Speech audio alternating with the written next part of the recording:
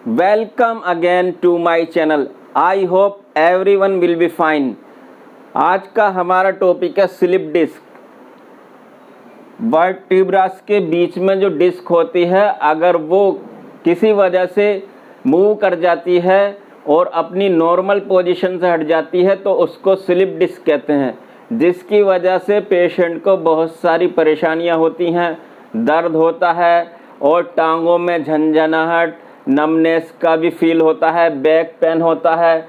और जब ये ज़्यादा मूव कर जाती है, स्लिप डिस्क ज़्यादा इसकी कॉम्प्लिकेशन बढ़ जाती हैं तो बैक में स्टिफनेस भी आ जाती है, पेशेंट को उठने में, चलने में, बैठने में भी परेशानी हो जाती है। तो आज का टॉपिक है हमारा कि डिस्क क्या होती है और स्लिप डिस्क क्या होती है। तो डिस्क की स्टेज 4 होती हैं और इसका ये सैजाइटल व्यू है और ये डिस्क का एक्सियल व्यू है। तो ये डिस्क यहाँ पर होती है, ज़्यादातर जो डिस्क स्लिप करती है वो L5 और L4 के बीच वाली डिस्क स्लिप करती है। तो ये है L3, L4, L5 और ये S1। सैक्रम बोन की जो S1 होती है, इसके बीच में भी डिस्क होती है और सभी वर्टिब्रास के बीच में नॉर्मल फंक्शन के लिए, बॉडी को फ्लेक्सिबिलिटी के लिए, और आप कह सकते हैं कि मूव करने के लिए, जंप करने के लिए, जिम्नास्ट करने के लिए, डांस करने के लिए और ठुमके लगाने के लिए जो काम आती है, वो मूवमेंट के लिए वो डिस्क काम आती है। जैसे एक डिस्कस थ्रो होती है, किसमें, स्पोर्ट्स में एक डिस्कस होती है, वो इसी तरह की यहाँ पर एक डिस्क होती है। तो ये डिस्क इस तरह की होती है नॉर्मली, और इसके बीच में सभी वर्टिब्रास के बीच में ये डिस्क होती है। और जब कॉमनली जो ये ज़्यादातर जो स्लिप डिस्क होती है वो ये होती है L3, L4 के बीच में, या L4, L5 के बीच में, या L5, S1 के बीच में। वैसे मोस्ट कॉमन जो होती है ये वाली होती है, ये डिस्क, ये और ये डिस्क होती हैं। अब हम बताते हैं कि स्लिप डिस्क तो होती है वो किस वजह से होती है, लेकिन इससे पहले बताने वाले हैं कि डिस्क का जो नॉर्मल स्ट्रक्चर है वो क्या होता है। नॉर्मल स्ट्रक्चर डिस्क के अंदर एक थिकी वाटर भरा होता है, लुब्रिकेंट वाटर होता है, जिसको कहते हैं न्यूक्लियस पल्पोसस।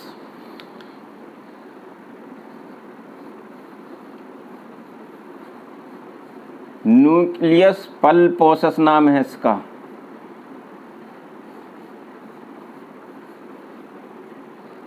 पल्पोसस। और ये इसके चारों तरफ जो रिंग होते हैं इनको एनुलस फाइब्रोसस कहते हैं। ये एक होता है आउटर लेयर और इसका एक इनर जोन होती है, एक आउटर जोन होती है, एक इनर जोन होती है। ये आउटर जोन है, इसका नाम है एनुलस फाइब्रोसस। ये आउटर जोन है और ये इनर जोन, ये आउटर जोन लिख देते हैं पहले, और ये इनर जोन है।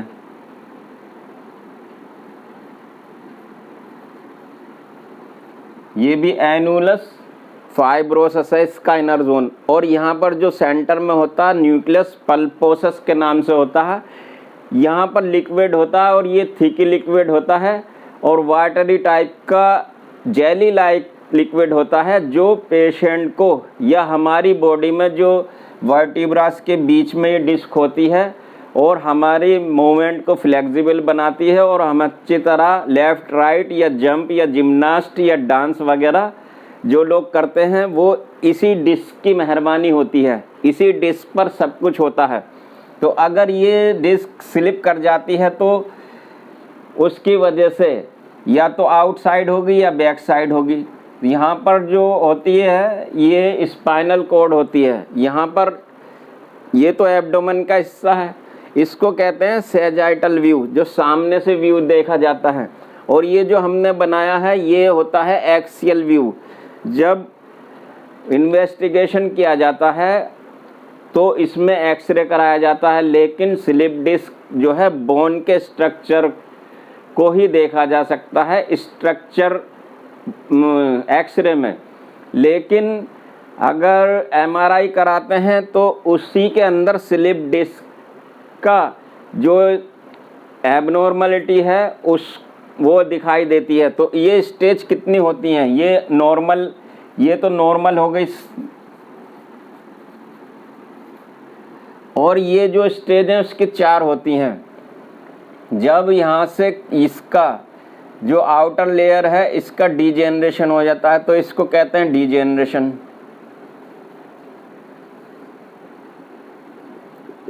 डीजेनरेशन। और अगर ये अंदर की साइड से ये बाहर की लेयर इसमें कट लग जाते हैं, इसको कहते हैं डीजेनरेशन। और अगर ये अंदर की साइड से प्रोलैप्स हो जाता है इसका, यहाँ ये जो आउटर हमने बताया outer zone of annulus fibrosis का, जो ये आउटर इनर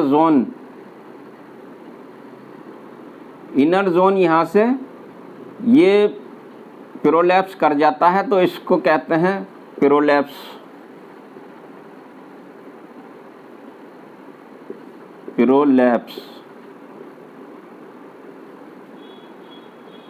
ये लेकिन इसका जो प्रोलैप्स करने का वजह होती है ये इसका इनर जोन ही प्रोलैप्स करता है, आउटर जोन जो है ठीक रहता है। और यहाँ पर फिर क्या होता है, इसकी 3rd स्टेज क्या होती है? ये 1st स्टेज हो गई, ये 2nd स्टेज हो गई, और ये 3rd हो गई, और 4th स्टेज हो गई। तो ये जो है ये हर्निएशन बोलेंगे यहाँ पर जब 3rd स्टेज आएगी, और इसको बोलेंगे सीक्वेस्ट्रेशन। हर्निएशन क्या होगा? अब ये जो इस जोन थी दोनों लेयर एनुलस फाइब्रोसिस की, ये हर्निया हो जाएगा इसमें इसकी तरफ। ये बैक साइड में होता है, यहाँ पर जो हमने ये दिखाया है ये स्ट्रक्चर, यहाँ स्पाइनल कॉर्ड होती है और ये नर्व निकलती हैं, तो यहाँ पर ये हर्निया हो जाएगा इसका, यहाँ पर होगा। ये दोनों लेयर का इस तरह से हर्निएशन हो जाएगा, आउटर लेयर का भी और इनर लेयर का भी। अब जब हर्निएशन हो जाएगा तो यहाँ पर इस तरह से ये नर्व को प्रेस करने लगेगी, पिंच करने लगेगी। जब नर्व प्रेस होने लगेगी तो यहाँ पर दर्द बन जाएगा, और दर्द जो है वो क्योंकि ये जो नर्व निकलती हैं ये बैक साइड से निकलकर हिप पर जाती हैं, और बैक में तो जाती ही हैं, हिप में जाती हैं और पूरी लेग में जाती हैं, इसलिए इसका दर्द पूरी लेग में भी बन सकता है। ये दोनों लेग में भी बन सकता है या एक लेग में भी हो सकता है, लेकिन जो मोस्ट कॉमन होता है वो इसका एक ही टांग में दर्द होता है, एक ही लेग में होता है, या तो लेफ्ट में होगा या राइट में होगा। तो ये है हर्निएशन, यहाँ हर्निएशन हो गया इसका डिस्क का। और ये 3rd जो 4th स्टेज है, अब ये क्या होगा, इसके अंदर जो हमने बताया था न्यूक्लियस पल्पोसस नाम का जो लिक्विड है, अब यहाँ से ये इस तरह से निकलेगा बाहर भी निकल जाएगा, डिस्क भी हर्निएट हो जाएगी, और यहाँ पर ड्रॉप जा कर के यहाँ जो नर्व से इस जगह से यहाँ से निकलेगा। अगर इसमें देखें तो यहाँ से भी निकल सकता है। ये आपकी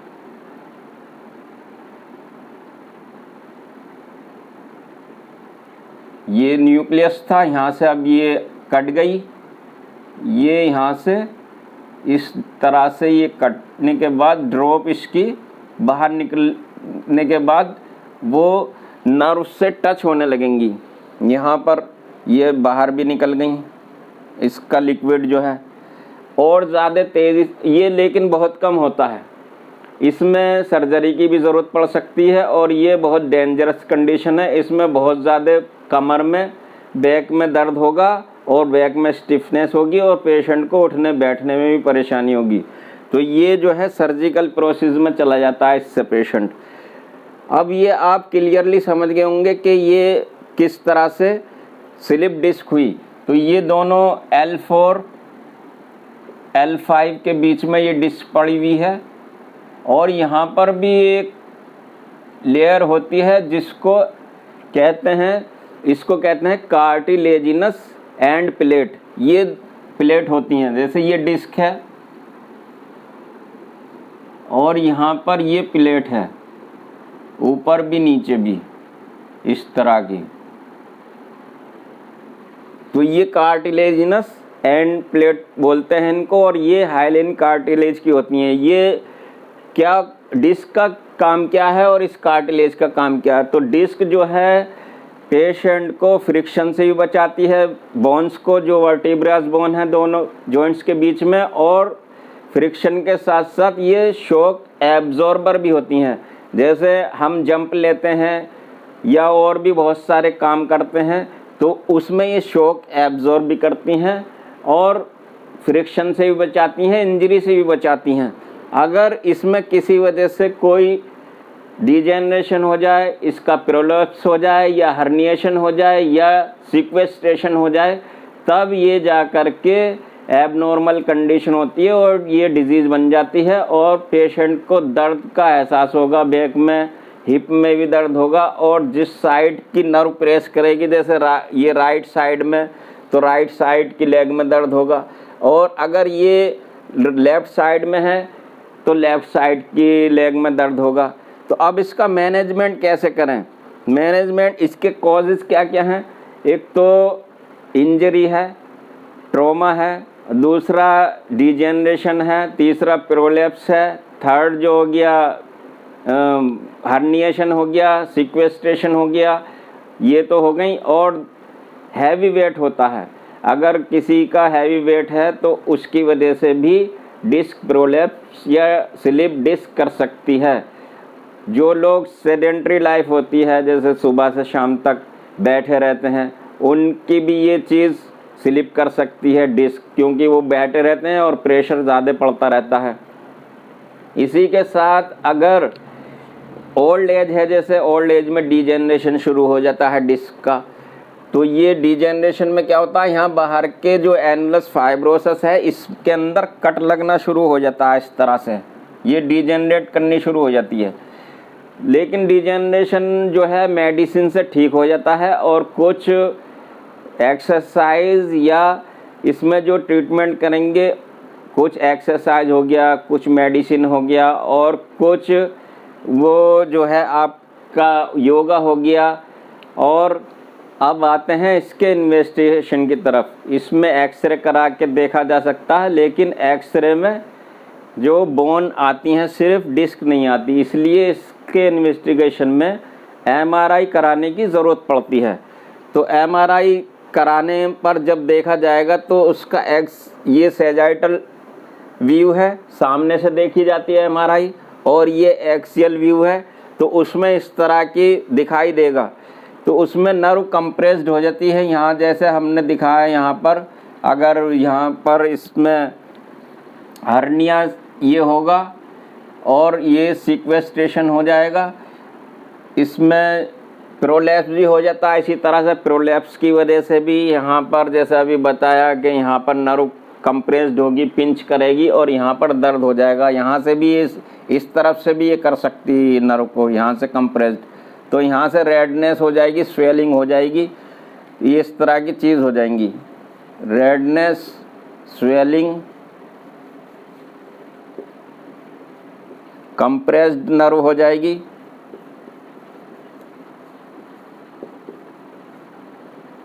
जिसकी वजह से दर्द होता। तो ये क्या करना होता है, यहाँ से कंप्रेशन हटाना होता है, जिसकी वजह से हो रहा हो, ये कंप्रेस्ड होगी, पिंच हो रही, तो इसको कॉज को रिमूव करना पड़ता है।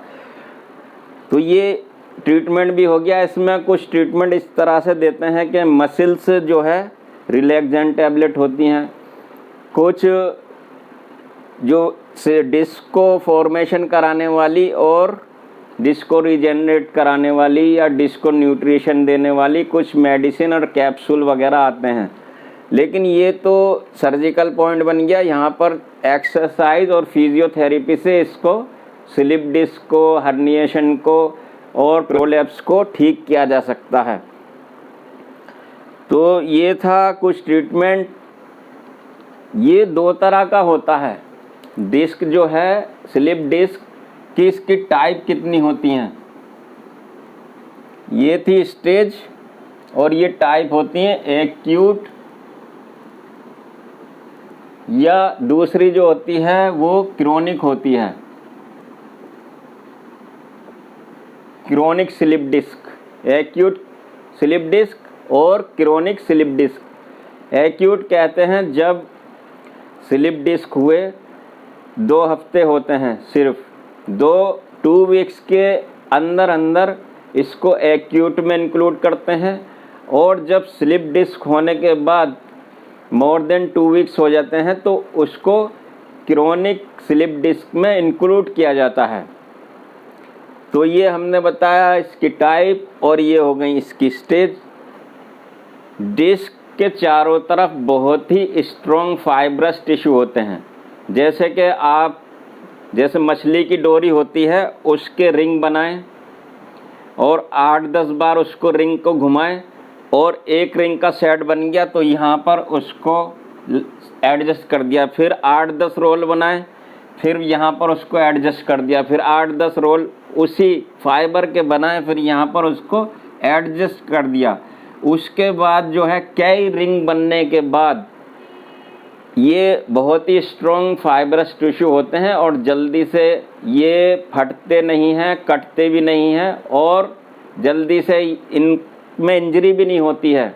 ये तो बहुत ही हैवी इंजरी होने के बाद या अबव 60 एज होने के बाद ही इसमें डिजेनरेशन शुरू होता है, लेकिन ये 50-60 साल तक भी स्ट्रॉन्ग फाइबर के बने होते हैं, इसलिए इनमें कोई प्रॉब्लम नहीं आती है। और इसके बीच में हमने बताया था कि इसी के अंदर फाइब्रस टिश्यू के रिंग्स के अंदर बहुत ही सेफ जगह पर ये न्यूक्लियस पल्पोसस जो लिक्विड जेली लाइक लिक्विड होता है वो भरा रहता है। तो डिस्क बहुत ही स्ट्रॉन्ग स्ट्रक्चर होता है और आसानी से ये कटता फटता नहीं है। तो आप इसके बारे में जान ही गए होंगे कि कितना स्ट्रॉन्ग स्ट्रक्चर है। I hope you like this video. तो हमें कमेंट्स बॉक्स में कमेंट्स करके ज़रूर बताइए कि हमारी ये वीडियो आपको कैसी लगी और नेक्स्ट वीडियो आप कौन सी देखना चाहेंगे। तो मिलते हैं नेक्स्ट किसी वीडियो में। ओके।